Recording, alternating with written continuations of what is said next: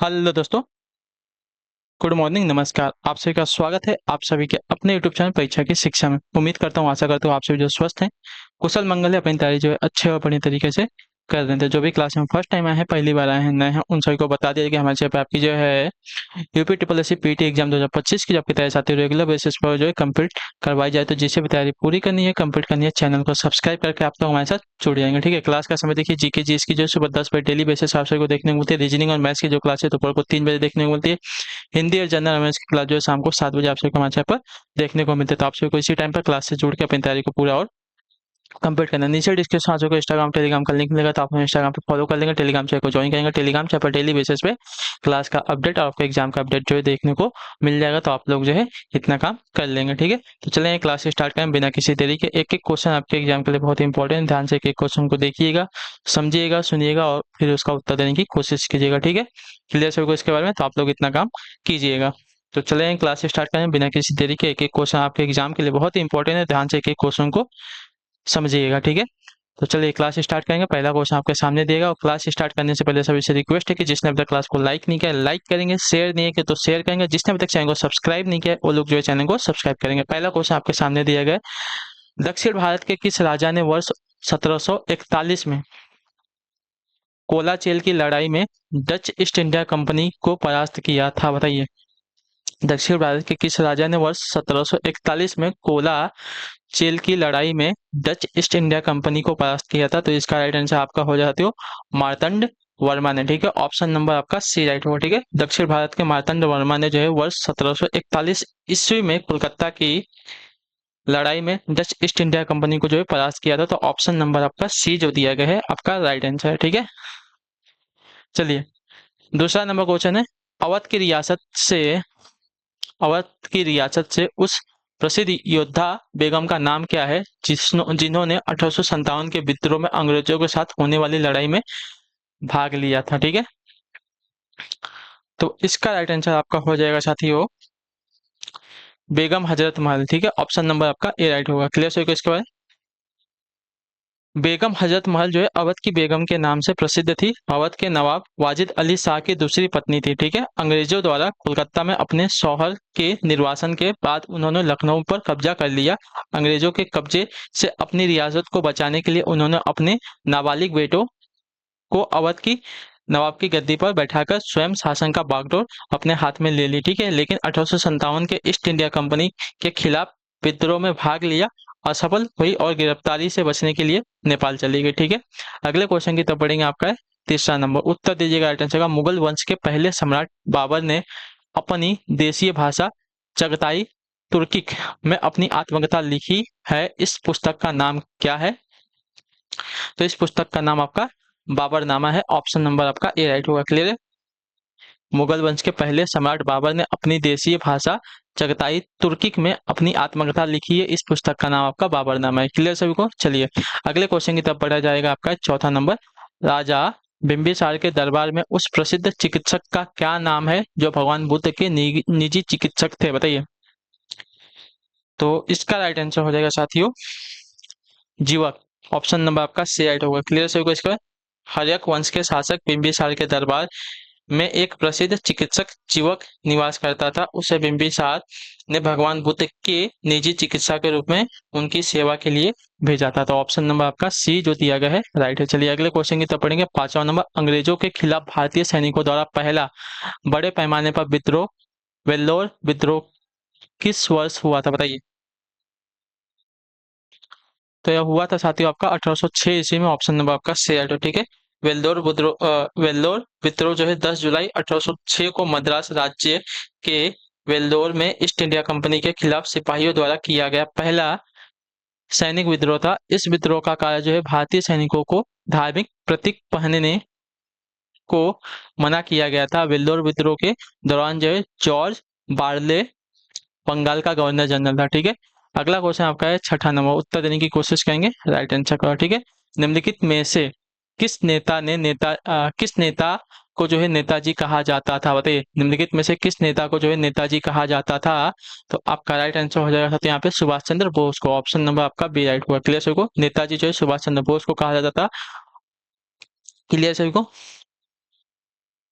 चलिए अगला क्वेश्चन आपका है 7वां नंबर, उत्तर देने की कोशिश कीजिएगा, राइट आंसर करो। निम्नलिखित में से कौन एक भारतीय राष्ट्रीय आंदोलन के क्रांतिकारी नेता नहीं थे? बताइए, निम्नलिखित में से कौन जो है एक भारतीय राष्ट्रीय आंदोलन में क्रांतिकारी नेता नहीं थे?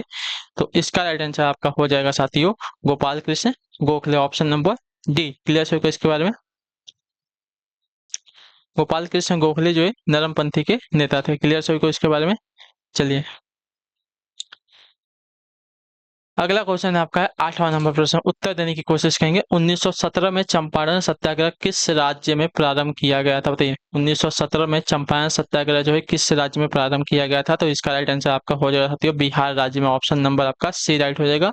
और यह महात्मा गांधी का पहला आंदोलन था। ठीक है, ये बात भी याद रखिएगा, तीन कठिया पद्धति के विरुद्ध। अगला क्वेश्चन आपका साथियों क्वेश्चन नंबर 9, अंग्रेजों से आजादी के लिए लड़े रहे भारतीयों द्वारा उठाई गई शपथ कि वे सिर्फ भारतीय निर्मित सामानों, विशेष रूप से कपड़ों का उपयोग करेंगे। रिक्त स्थान को आंदोलन कहा जाता है। कौन सा आंदोलन कहा जाता है इसको? तो इसको कहा जाता है साथियों आपका स्वदेशी आंदोलन। ठीक है, ऑप्शन नंबर आपका सी राइट होगा। ठीक है, बंगाल विभाजन के विरोध में 7 अगस्त 1905 को कलकत्ता के टाउन हॉल में स्वदेशी आंदोलन प्रारंभ किया गया था। ब्रिटिश वस्तुओं का बहिष्कार करने व स्वदेशी वस्तुएं अपनाने का विचार सर्वप्रथम जो कृष्ण कुमार मित्र ने दिया था। तो ऑप्शन नंबर आपका सी राइट है। अगला क्वेश्चन आपका साथियों 10वां नंबर, सिपाही विद्रोह किस वर्ष हुआ था? तो देखिए, सिपाही विद्रोह की अगर बात की जाएगी तो सिपाही विद्रोह आपका हुआ था 1857 में, ऑप्शन नंबर आपका बी राइट होगा। क्लियर होगा इसके बारे में? प्रथम स्वतंत्रता संग्राम और सिपाही विद्रोह के नाम से यह जाना जाता है। क्लियर, 1857 के विद्रोह को जो है भारतीय विद्रोह में, खुले विद्रोह के रूप में, जिसकी शुरुआत आपकी मेरठ में 10 मई को हुई थी। इससे पूर्व जो है 29 मार्च 1857 के बैरकपुर के मंगल पांडे ने विद्रोह किया था। ठीक है, अगला क्वेश्चन आपका है 11 नंबर क्वेश्चन, ध्यान से देख के उत्तर देने की कोशिश करेंगे, राइट आंसर करो। ठीक है, भू क्षरण में कौन से कारक योगदान होते हैं? बताइए, भू क्षरण में कौन से कारक योगदान होते हैं? तो भू क्षरण में आपके कारक योगदान होते हैं साथियों निर्माण जैसी मानवीय गतिविधियों, पशुओं का अतिचरण, वर्षा और हवा। तो ऑप्शन नंबर आपका डी राइट हो जाएगा। क्लियर है इसके बारे में? हाँ या ना? भू क्षरण या मृदा अपरदन का अर्थ है मृदा कणों का बाह्य कारकों जैसे वायु, जल या गुरुत्वीय खिंचाव द्वारा पृथक होकर बह जाना है। क्लियर सभी को? चलिए, तो भू क्षरण में कौन से कारक योगदान होते हैं? तो निर्माण जैसी मानवीय गतिविधियों, पशुओं का अतिचरण, वर्षा और हवा। क्लियर सभी को? अगला क्वेश्चन आपका है 12 नंबर, उत्तर देने की कोशिश कीजिएगा, राइट आंसर करो। ठीक है, ध्यान से सुनिएगा। औद्योगिक और पुष्पोत्पादन के लिए इनमें से किस क्षेत्र पर ध्यान केंद्रित नहीं किया जाता है? बताइए, औद्योगिकी और पुष्पोत्पादन के लिए इनमें से किस क्षेत्र पर ध्यान केंद्रित नहीं किया जाता है? तो इसका राइट आंसर आपका हो जाएगा साथियों संधारणीय मत्स्य पालन की कार्यपालिकाओं, कार्य प्रणालियों को बढ़ावा देना। ठीक है, तो ऑप्शन नंबर आपका बी राइट होगा। औद्योगिक और पुष्पोत्पादन के लिए संधारणीय मत्स्य पालन और कार्य प्रणालियों पर ध्यान केंद्रित नहीं किया जाता है। तो ऑप्शन नंबर आपका बी राइट होगा। अगला क्वेश्चन आपका साथियों 13 नंबर है, उत्तर दीजिएगा, राइट आंसर का सरफेस मल्चिंग निम्नलिखित में से किसका उदाहरण है? तो सरफेस मल्चिंग की अगर बात की जाएगी तो आपका राइट आंसर है संसाधन संरक्षण तकनीक का। तो ऑप्शन नंबर आपका सी राइट होगा। क्लियर होगा? सरफेस मल्चिंग जो है संसाधन संरक्षण तकनीक का उदाहरण है। भूमि के किसी क्षेत्र पर बिछाई जाने वाली सामग्री को पलवार या मल्व कहते हैं। पलवार बिछाने के कई प्रयोजन हैं, जिनमें से प्रमुख भूमि की नमी का संरक्षण, भूमि की उर्वरा व स्वास्थ्य की वृद्धि, खरपतवार की वृद्धि को रोकना, क्षेत्र के दृश्य सौंदर्य को बढ़ाना। ठीक है, तो ये सभी जो है आपके इसके रीजन है। क्लियर सभी को? अगला क्वेश्चन आपका साथियों 14 नंबर, बताइएगा राइट आंसर का। बहुत अधिक सिंचाई और खराब जल निकासी का निम्नलिखित में से क्या प्रभाव पड़ता है? तो ये प्रभाव पड़ता है साथियों आपका जल भराव, मृदा लवणता, इससे भूजल स्तर कृत्रिम रूप से बढ़ जाता है और इससे पौधों की जड़ों को पर्याप्त ऑक्सीजन मिलने में रुकावट आती है। यानी कि चारों के चारों जो है आपके सही हो जाएंगे यहाँ पे। क्लियर सभी को इसके बारे में? सिंचाई मिट्टी को कृत्रिम रूप से पानी देकर उसमें उपलब्ध जल की मात्रा में वृद्धि करने की क्रिया है और आमतौर पर इसका प्रयोग जो है फसल उगाने के दौरान शुष्क क्षेत्रों या पर्याप्त वर्षा न होने की स्थिति में पौधों की जल आवश्यकता पूरी करने के लिए किया जाता है। ठीक है, कृषि के क्षेत्र में इसका प्रयोग इसके अतिरिक्त निम्न कारणों से भी जो है किया जाता है। ठीक है, फसल को पाले से बचाने, मिट्टी को सूखकर कठोर बनने से रोकने, धान के खेतों में खरपतवार की वृद्धि पर लगाम लगानी इत्यादि से। ठीक है। अगला क्वेश्चन आपका है 15 नंबर। निम्नलिखित में से किस मृदा की धुलाई गुरुत्वाकर्षण द्वारा होती है? बताइए, निम्नलिखित में से किस मृदा की धुलाई जो है गुरुत्वाकर्षण द्वारा होती है? तो इसका राइट आंसर आपका हो जाती हो हिमनद मृदा की। ठीक है, ऑप्शन नंबर आपका डी राइट होगा। हिमनद मृदा की धुलाई जो है गुरुत्वाकर्षण द्वारा होती है, तो ऑप्शन नंबर डी जो दिया गया है सही है। चलिए 16 नंबर क्वेश्चन है, उत्तर दीजिएगा। 1959 में पंचायती राज स्थापित करने वाला प्रथम राज्य कौन सा था? बताइए, 1959 में पंचायती राज स्थापित करने वाला प्रथम राज्य कौन सा था? तो यह था साथियों आपका राजस्थान। ठीक है, ऑप्शन नंबर आपका बी राइट है। पंचायती राज का शुभारंभ स्वतंत्र भारत में 2 अक्टूबर 1959 को भारत के प्रथम प्रधानमंत्री जवाहरलाल नेहरू के द्वारा राजस्थान के नागौर जिले में किया गया था, तो ऑप्शन नंबर बी राइट है। चलिए अगले क्वेश्चन की तरफ बढ़ेंगे। 17 नंबर, प्रस्तावना में न्याय, सामाजिक, आर्थिक और राजनीतिक का आदर्श वाक्य किसमें से लिया गया है? बताइए, प्रस्तावना में न्याय, सामाजिक, आर्थिक व राजनीतिक व आदर्श वाक्य किसमें से लिया गया है? तो यह लिया गया है साथियों आपका रूसी क्रांति से। ऑप्शन नंबर आपका बी राइट हो। ठीक है, प्रस्तावना में न्याय, सामाजिक, आर्थिक और राजनीतिक का आदर्श वाक्य जो है रूसी क्रांति से लिया गया है। वर्ष 1917 की रूस की क्रांति जो है विश्व इतिहास की सबसे महत्वपूर्ण घटनाओं में से एक है। इसके परिणाम स्वरूप रूस से जार के स्वेच्छाचारी शासन का अंत हुआ था तथा रूसी सोवियत संघानात्मक समाजवादी गणराज्य की स्थापना हुई थी। ठीक है, अगला क्वेश्चन आपका 18 नंबर। 1948 में संविधान सभा ने भाषाई प्रांत आयोग की नियुक्ति की, जिसका नेतृत्व किसके द्वारा किया गया था? तो यह इसका राइट आंसर हो जाएगा न्यायमूर्ति एस के धर के द्वारा, तो ऑप्शन नंबर आपका ए राइट होगा। क्लियर होगा इसके बारे में? भाषा के आधार पर राज्यों का पुनर्गठन उचित है या नहीं, इसकी जांच के लिए जो संविधान सभा के अध्यक्ष राजेंद्र प्रसाद ने जो वर्ष 1948 में भाषाई प्रांत आयोग को न्यायमूर्ति एस के धर के नेतृत्व में नियुक्त किया था। ठीक है, अगला क्वेश्चन आपका है 19 नंबर। उत्तर देने की कोशिश करेंगे। राइट आंसर, वस्तु एवं सेवा कर यानी कि जीएसटी को कितने घटकों में विभाजित किया गया है? तो इसका राइट आंसर हो जाती है 4 भागों में। ऑप्शन नंबर आपका डी राइट होगा। क्लियर होगा इसके बारे में? जीएसटी को जो है 4 घटकों में विभाजित किया गया है। क्लियर है को?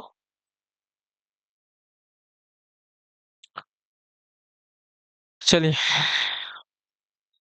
अगला क्वेश्चन है आपका क्वेश्चन नंबर 20। क्या दिया गया? जन्म और मृत्यु के पंजीकरण का अधिनियम वर्ष रिक्त स्थान में लागू किया गया था कब? तो आपका राइट आंसर हो जाती है 1969 में। ऑप्शन नंबर आपका बी राइट होगा। ठीक है, भारत सरकार के जन्म और मृत्यु रजिस्ट्रीकरण अधिनियम 1969 के तहत जो जन्म एवं मृत्यु की घटनाओं को नियमित, अस्थायी या व्यवस्थित रूप से दर्ज करने की व्यवस्था ही जो है सिविल रजिस्ट्रेशन प्रणाली है, तो ऑप्शन नंबर आपका बी जो दिया गया था सही है। अगला है आपका 21 नंबर। संविधान के रिक्त स्थान संशोधन के जरिए जो है भारत के आर्थिक आरक्षण पारित किया गया था, किसके द्वारा? तो आपका राइट आंसर यहाँ पे हो जाएगा साथियों 103 के द्वारा। ऑप्शन नंबर आपका सी राइट होगा। क्लियर है इसके बारे में? संविधान के 103वें संविधान संशोधन के जरिए जो है, ठीक है, भारत में आर्थिक आरक्षण पारित किया गया था। ऑप्शन नंबर आपका जो दिया गया है सी वाला ऑप्शन आपका राइट आंसर होगा। क्लियर होगा इसके बारे में? चलिए अगला क्वेश्चन आपका है 22 नंबर। उत्तर दीजिएगा राइट आंसर। किस वर्ष में संविधान का संशोधन सर्वप्रथम किया गया था?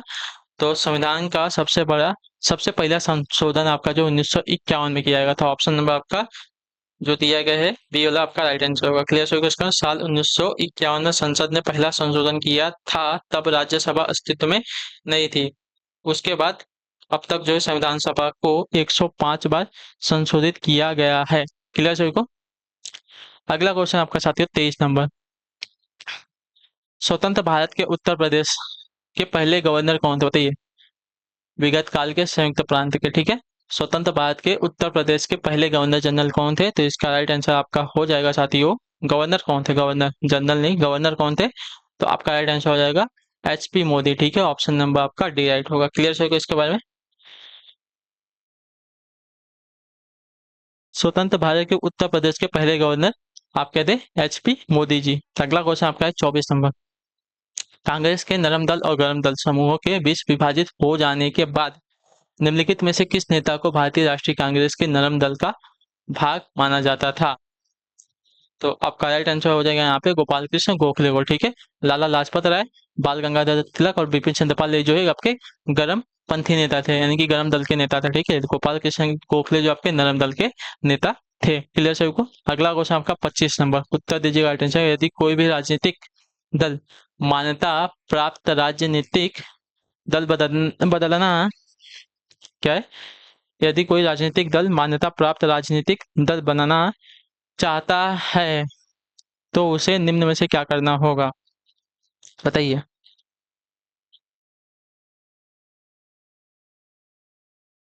तो इसका आंसर हो जाएगा किसी विधानसभा आम चुनाव में कम से कम जो है 6% वैध वोट जीते और कम से कम जो है 2 सीटें जीते, तब जो है वो उसको राजनीतिक दल बना सकता है। वो तो ऑप्शन नंबर आपका जो दिया गया है ये वाला आपका राइट आंसर होगा। क्लियर होगा इसके बारे में।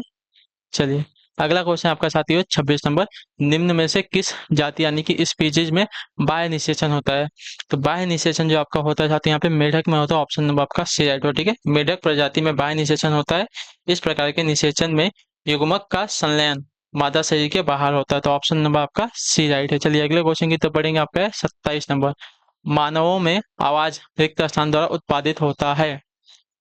मानवों में आवाज किसके द्वारा उत्पादित होती है, तो आपका राइट आंसर हो जाती है कंठ यानी कि लैरिक्स के द्वारा, तो ऑप्शन नंबर आपका ए राइट होगा। क्लियर होगा उसके बारे में। इसे वायल बॉक्स भी कहा जाता है। अगला क्वेश्चन आपका 28 नंबर, घून और केचुए जैसे अन्य जीवों के अपशिष्टों या मृत शरीरों को खाने वाले जीव को क्या कहा जाता है, तो इन्हें कहा जाता है साथियों आपका अपघटक, ऑप्शन नंबर आपका बी राइट होगा, ठीक है। क्लियर होगा इसके बारे में। घून एवं केचुए जैसे अन्य जीवों के अपशिष्ट या मृत शरीर को खाने वाले जीवों को अपघटक कहा जाता है। क्लियर सभी को। अपघटक या मृतपोषी भी इसको कहते हैं, ठीक है। अगला क्वेश्चन आपका है 29 नंबर, देखिए ध्यान से बताइएगा अटेंशन। निम्नलिखित विशेषताएं किस संज्ञा यानी कि फाइलम पर लागू होती हैं, तो ये आपकी लागू होती हैं साथियों। अच्छा क्या दिया गया है, जीव का शरीर जो है पृष्ठीय रूप से चपटा होता है, ठीक है। किस जीव का शरीर जो है पृष्ठीय रूप से चपटा होता है, किस जीव या ट्राइप्लोब्लास्टिक और द्विपक्षीय रूप से सममित होते हैं, उनमें से ज्यादातर परजीवी होते हैं। तो यह जो है सब लागू होते हैं प्लेटीहेल मिनिथिस पर, ऑप्शन नंबर आपका बी राइट होगा। क्लियर होगा इसके बाद। प्लेटीहेल मिनिथिस शब्द का सर्वप्रथम गीगेनर बार ने 1899 ईस्वी में किया था। क्लियर होगा इसके बारे में। प्लेटीहेल मिनिथिस का शरीर जो है पृष्ठीय रूप से चपटा होता है, जीव जो है ट्राइप्लोब्लास्टिक और द्विपक्षीय रूप से सममित होता है, उनमें से ज्यादातर परजीवी होते हैं, ठीक है। अगला क्वेश्चन आपका 30 नंबर, जब किसी वस्तु पर उष्मा पड़ती है तो क्या होता है, जब किसी वस्तु पर उष्मा पड़ती है तो क्या होता है, तब जो उष्मा अवशोषित परावर्तित और प्रसारित हो सकती है, तो ऑप्शन नंबर आपका डी जो दिया गया है आपका राइट आंसर होगा। क्लियर सभी को। चलिए इसी के साथ जो आपकी क्लास है आज की यहीं पे कंप्लीट होती है। उम्मीद करता हूँ आपको क्लास जो अच्छी लगी, पसंद है, तो अपना जो फीडबैक है क्लास का नीचे कमेंट में दिए। क्लास अच्छी लगी क्लास को लाइक करेंगे, चैनल पहले और चैनल को सब्सक्राइब करेंगे, अपना जो फीडबैक है आप लोग देख जाएंगे। तो हम आपसे मिलते हैं आपकी अगली क्लास में, तब तक के लिए टाटा बाय बाय, जय हिंद जय भारत। आपसे क्लास से जुड़ने के लिए बहुत बहुत ही धन्यवाद साथियों।